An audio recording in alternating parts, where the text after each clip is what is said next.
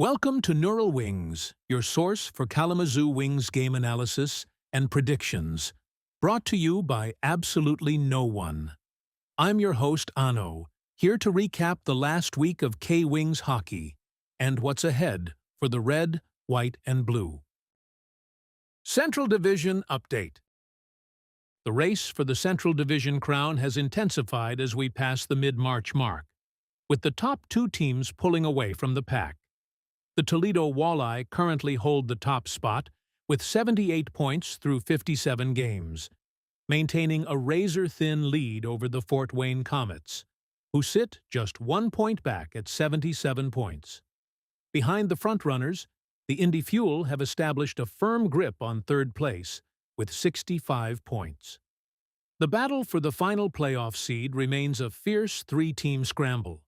The Bloomington Bison currently hold fourth place with 60 points, followed closely by the Cincinnati Cyclones with 59 points.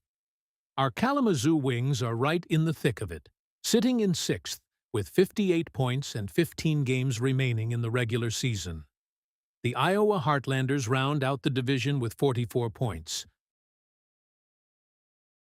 Game recaps. March 13th, 2026.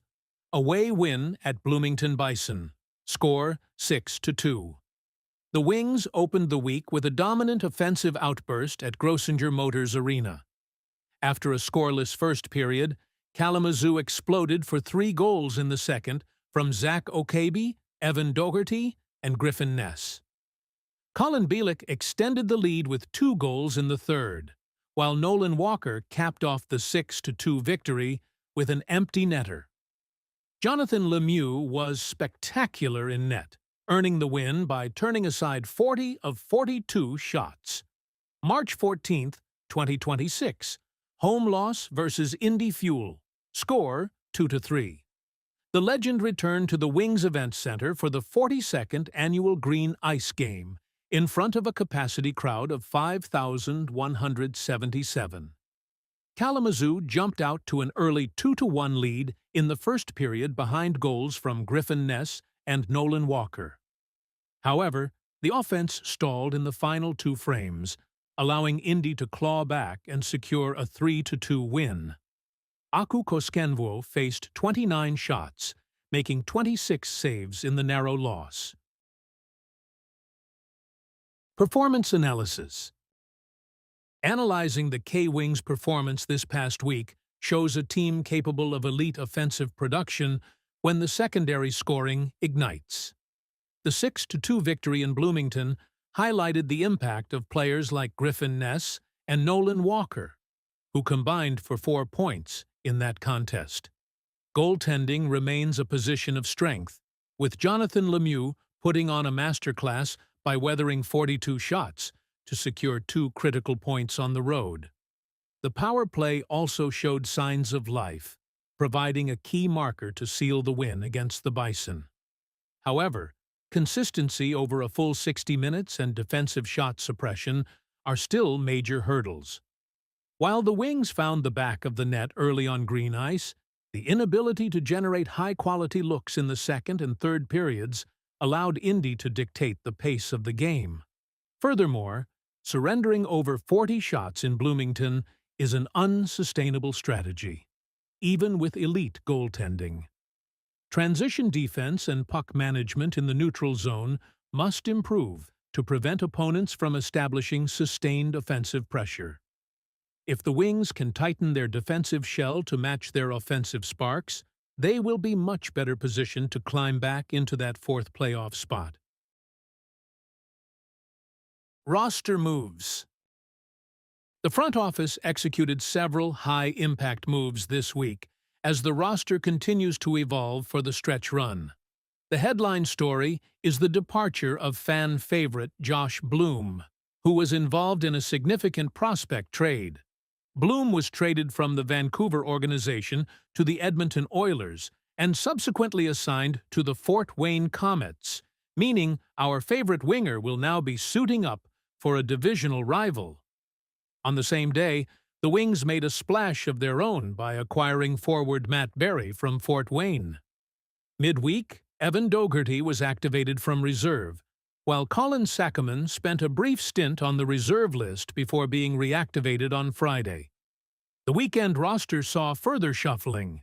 Aku Koskenvuo was activated to the active roster on Friday, while Tyreek Uten moved to reserve. On the injury front, Colson Gengenbach was placed on the 3-day IR, and Orlando Mainolfi was activated to bolster the defensive unit. Finally, David Kiefer and Matt Berry swapped spots on the active and reserve lists between Friday and Saturday as the coaching staff looked for the right lineup chemistry. Affiliate Update.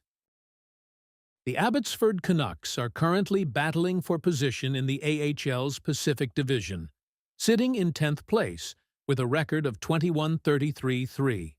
Despite the standings, there are major bright spots in the pipeline. Goaltender Ty Young, who spent significant time in Kalamazoo this season, earned his first professional AHL shutout on March 7th with 23 saves against the Colorado Eagles. Additionally, newcomer Thompson has made an immediate impact since being acquired from Henderson, tallying 5 points in his first 2 games with the Canucks. As Abbotsford continues its development mission, the frequent transition of talent between the AHL and ECHL levels remains a vital asset for the Wings' roster depth. Upcoming games. The K-Wings return to the Wings Event Center this week for a critical 3-game homestand against the visiting Rapid City Rush. Friday, March 20th. It's a $3 Friday at the arena. Join us at 7 p.m. Eastern Daylight Time for $3 beers, sodas, and hot dogs until 8 p.m. as we welcome the Rush to town. Saturday, March 21st. Don't miss Pucks and Paws and Peanuts Night. The puck drops at 4:30 p.m. Eastern Daylight Time, featuring the Peanuts Gang, a first intermission dog race, and a specialty jersey auction after the game. Sunday, March 22nd. We wrap up the weekend with Jersey Giveaway Sunday. The first 500 kids through the doors for the 3 p.m. Eastern Daylight Time start will receive a K-Wings youth jersey. Well, that's it for today. If you like this content, please like, subscribe, and tell a friend. It helps out more than you know. I'm Ano, and this is Neural Wings. Let's go, K-Wings.